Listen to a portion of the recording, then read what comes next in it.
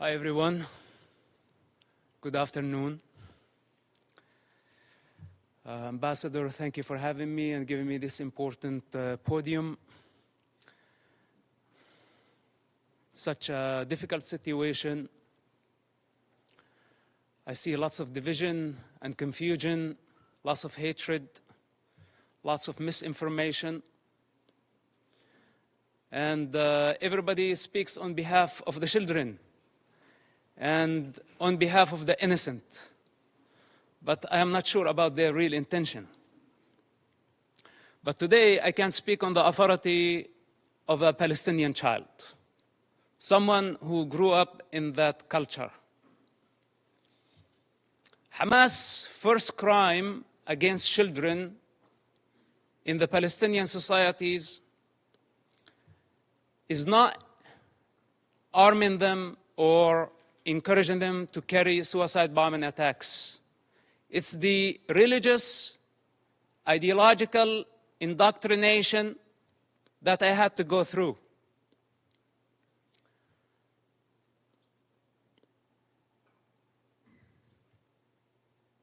With one intention in mind: to annihilate the state of Israel. This is Hamas' primary goal. In this truth, there is no confusion. I speak as first-hand witness on Hamas and their intention. My father is one of the founders of Hamas movement. I was there when Hamas was born. I was before Hamas was born. And as I said before, I will be there after Hamas is dead.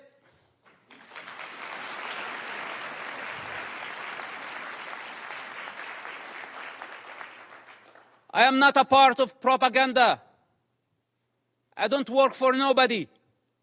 I only represent myself. And on this authority, I speak. So don't be mistaken and take my words very carefully. Hamas is committing a crime against this generation and the next generations to come. So blaming Israel is not going to solve the problem. Imagine a 10-year-old child. When I disobeyed Hamas, I was tied up to a post and I was whipped by Hamas top leader. And I don't want to mention his name because he's not worthy.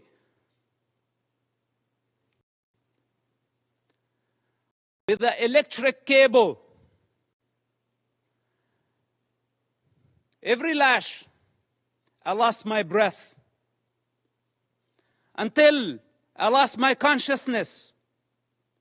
My father was in prison at that time, and this leader thought that he was my mentor.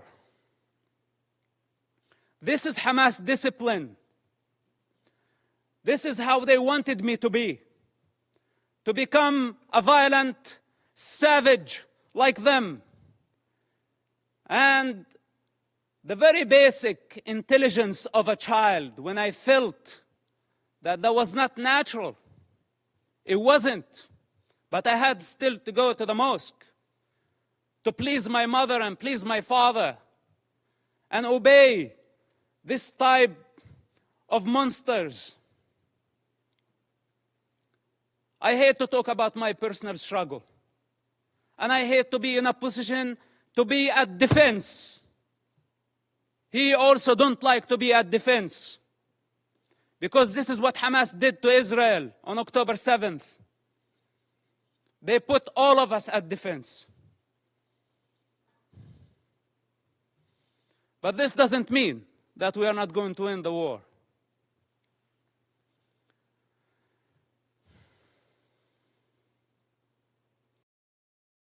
growing up in that society,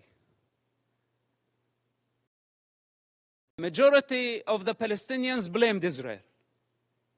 And as a child, I took it as a Quran. I took it as a holy scripture that Israel was our problem. But then as I grew up, I start identifying the enemy within. The religious authorities, the corrupt leaderships, who basically did not care about children, they did not care about Palestinians, they still don't care about nobody but themselves. And the world has been empowering them against the prey, against the victims. This has to come to an end. Let's put my childhood on the side, because maybe a child does not see things for what they are. Maybe I was very bad. I misbehaved myself as a child to deserve to be beaten up again and again and again by Hamas leaders. And some people say, is it a personal problem? Well, it is a personal problem. Do you have any problem with me having Hamas problem as a personal problem? It is a personal problem. And I swear I will not die before I see Hamas dead. Can I make this a goal to my life?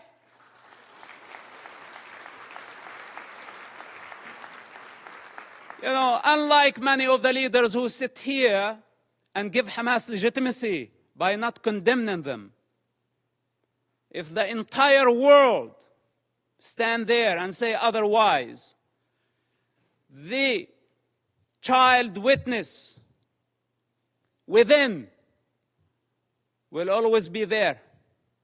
And nobody can deceive that child anymore.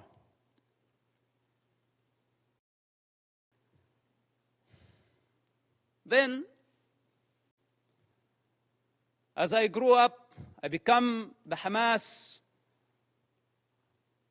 or the Islamic student movement president in our town. And I became part of the movement. It's just out of the love for my father and our family. I had no other choice, which somehow led me to imprisonment at the age of 18, just a few weeks after my 18th birthday. May 28, 1996.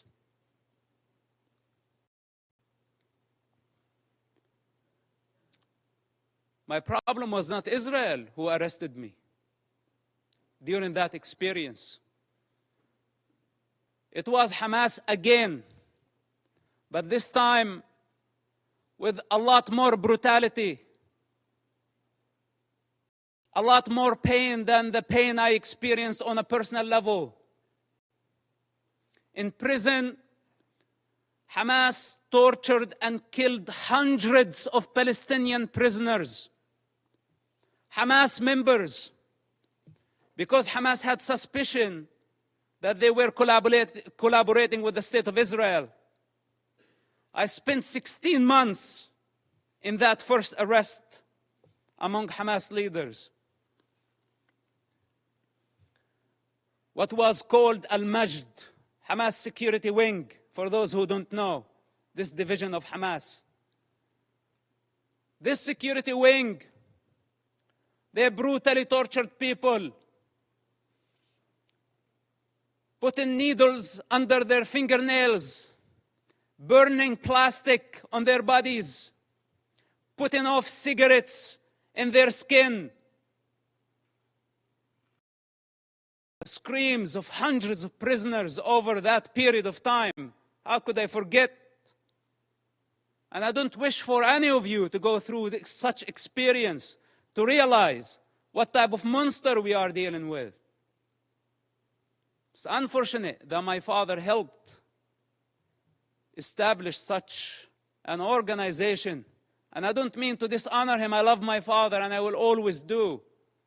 I'm not here to dishonor my people. I love my people.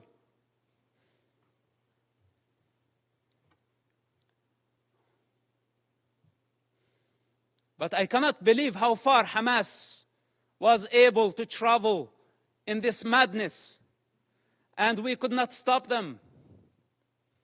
After I was released from prison, I made very hard choices. And I don't have the time to go through all my motives, but yes, I had many motives. Many motives to fight against Hamas, and I still do. And nobody can get in my way. Not even the United Nations.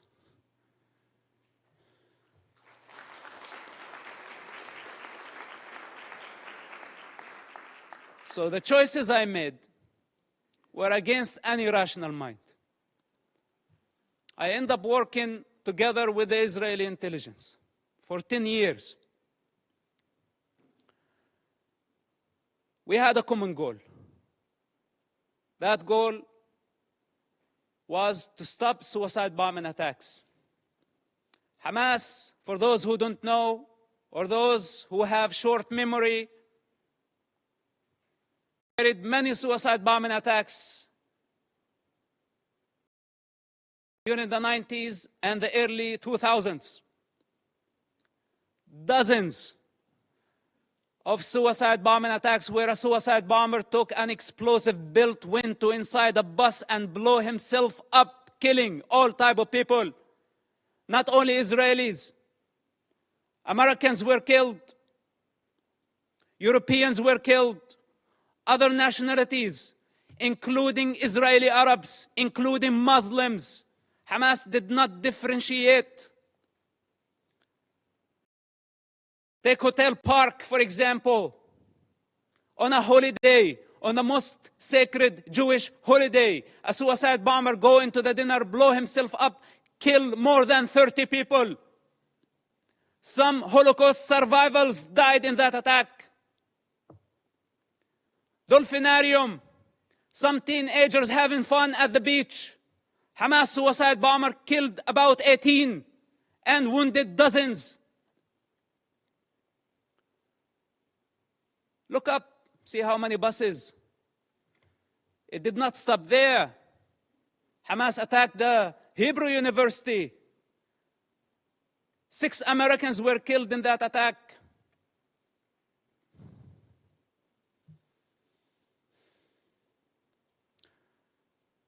They targeted synagogues. They targeted everywhere. Knowing the Israeli retaliation, they invite violence. They love violence. Hamas, without chaos, cannot survive. It's their climate. This is where they thrive. When the peace process came, if you follow the history of Hamas and their development or their evolution, whatever you want to call it, Hamas, what sabotaged the peace process through suicide bombing attacks.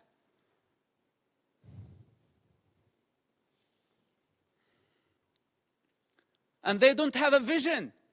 That's the problem. Because nobody can satisfy their ambition when they are waging a holy war. We're not talking about IRA.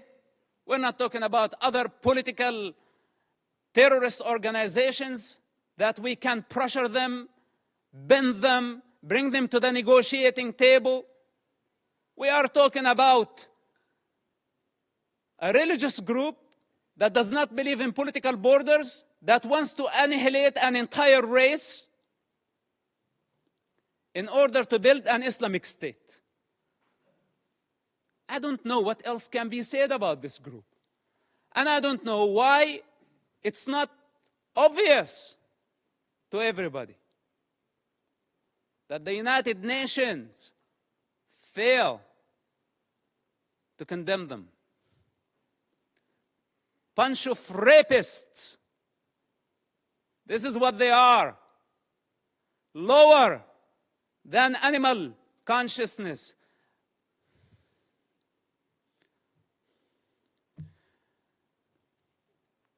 So, I don't speak only on the authority of that child, and someone who grew up in the Palestinian territory, I also speak on the authority of someone who has 10 years of experience in a counterterrorism of the Israeli intelligence.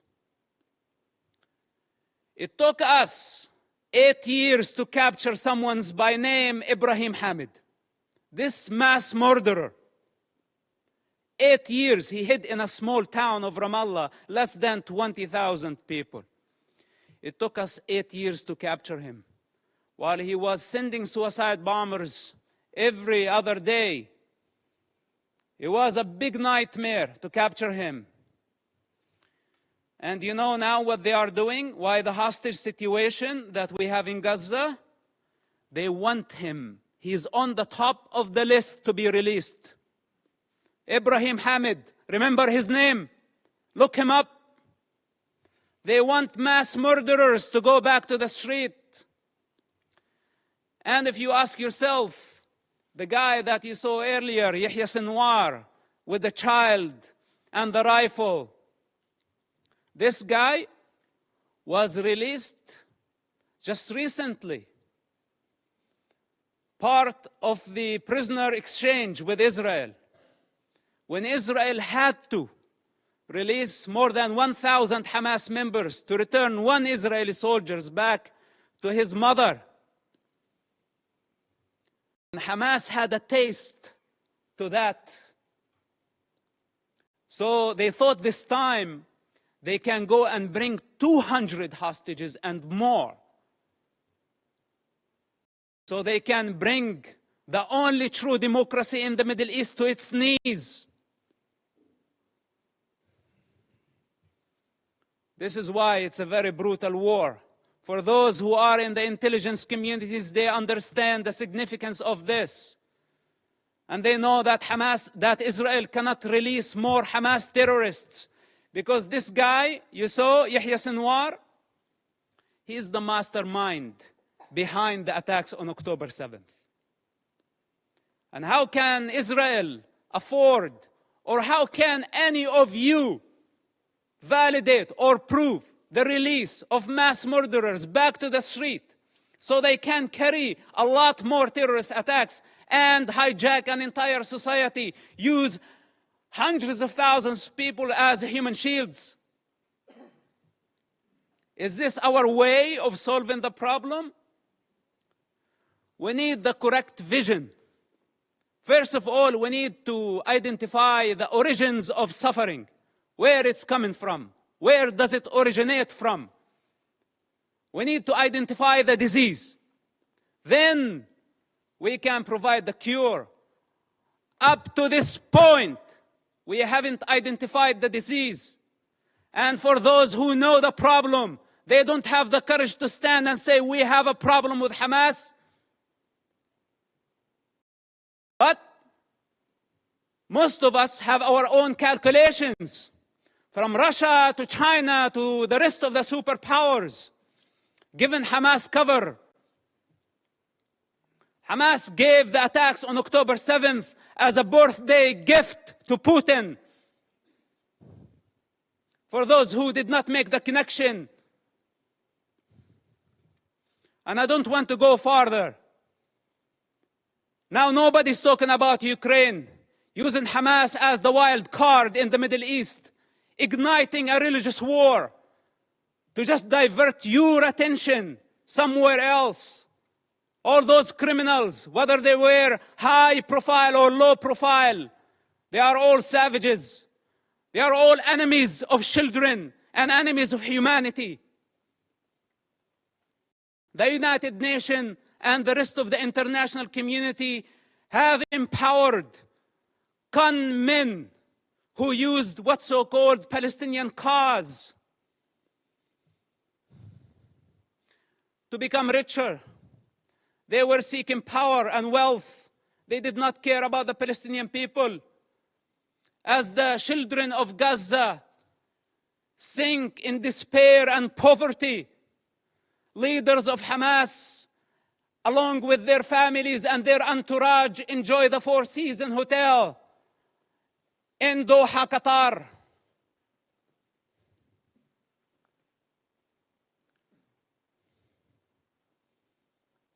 We can continue putting our head in the sand, but then we have escaped our responsibility.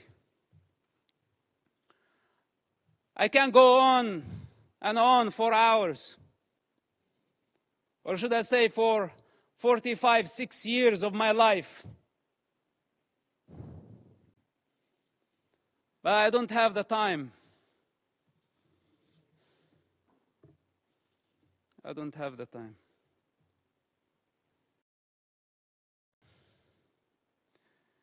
If we don't eradicate Hamas this war and this time, if we don't eradicate them, the next Gaza war is going to be deadlier. It's going to be much greater.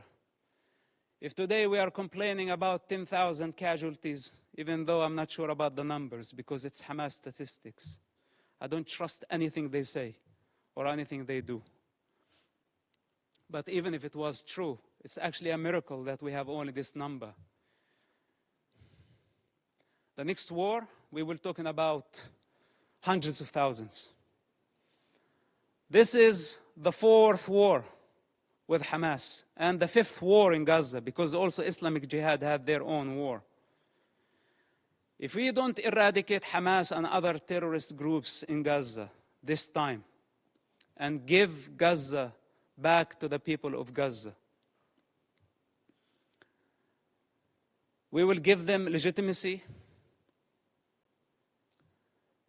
We will show them that we are afraid.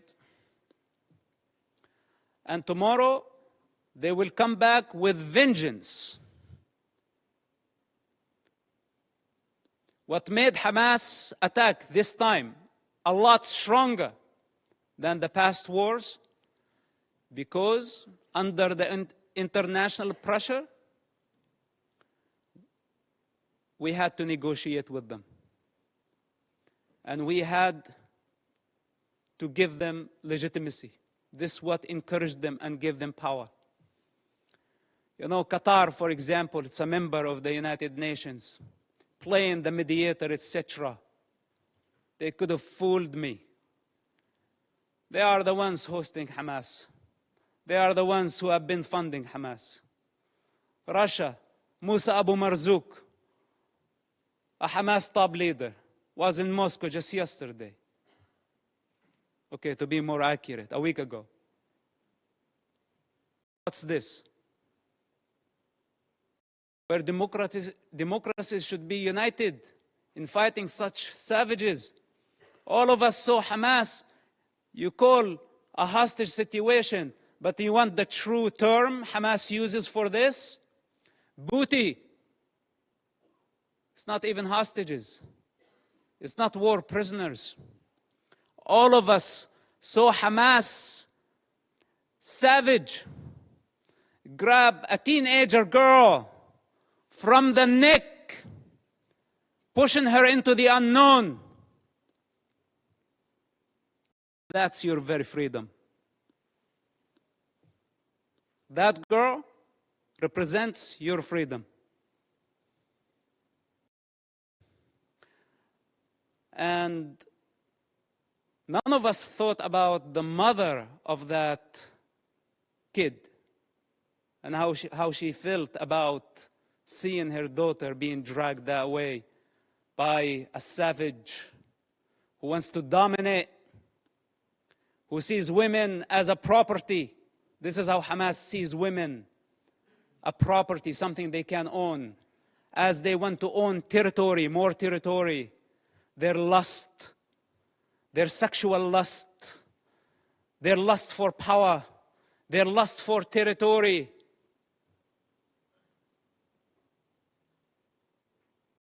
I had to die many times in order to transcend this mentality.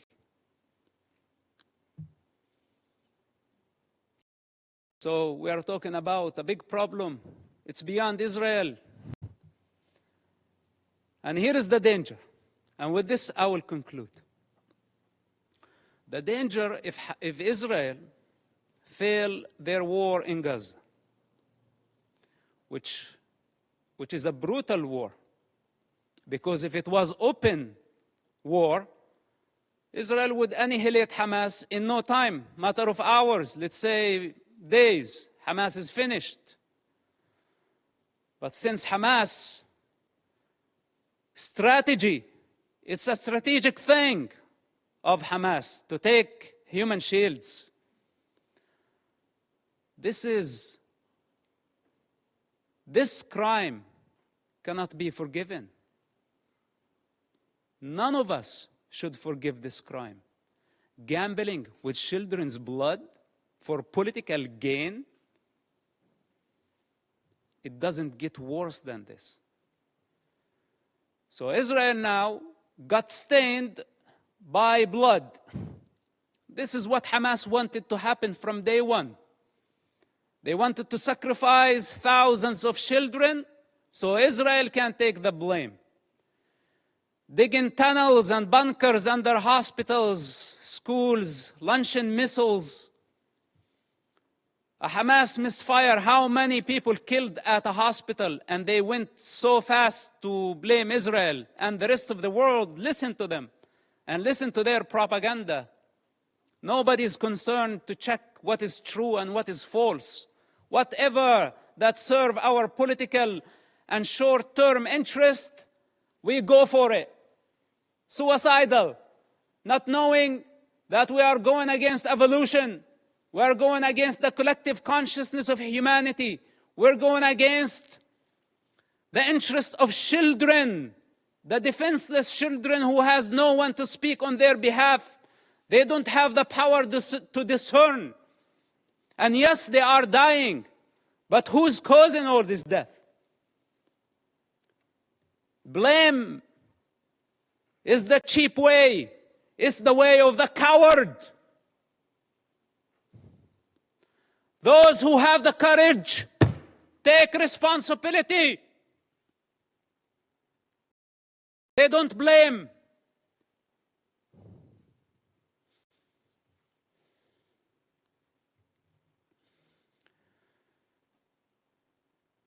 If Hamas is not defeated, if Hamas is not eradicated in Gaza, we will set the model. We will give the freedom to so many radical groups around the world, especially in Europe. Because many of ISIS have fled to Europe under civilian cover. They are sleeping cells in Europe. And there is a migrant problem in Europe. And there is an Islamic problem in Europe. And this is just a warning. If you really care for the global security, and I speak as a person who was part of the counterterrorism effort against radical Islamists, if Hamas is not defeated in Gaza, it will inspire many groups around the globe. They will see that few thousands of savages can blackmail the international community, the superpowers, and bring democracies to their knees. Many of them are watching now, and many of them are very happy about how the world is responding. And many of them are satisfied to see the state of confusion and fear and anxiety. This is the time to get united. Because if Israel fails in Gaza, all of us, we will be next. Thank you for listening, and thank you for giving me the opportunity. May God bless all of us and protect our children, not only the Palestinian children, but also the Israeli children. Bring the hostages back to their families. And may God bring peace to this divided world. Thank you very much for listening.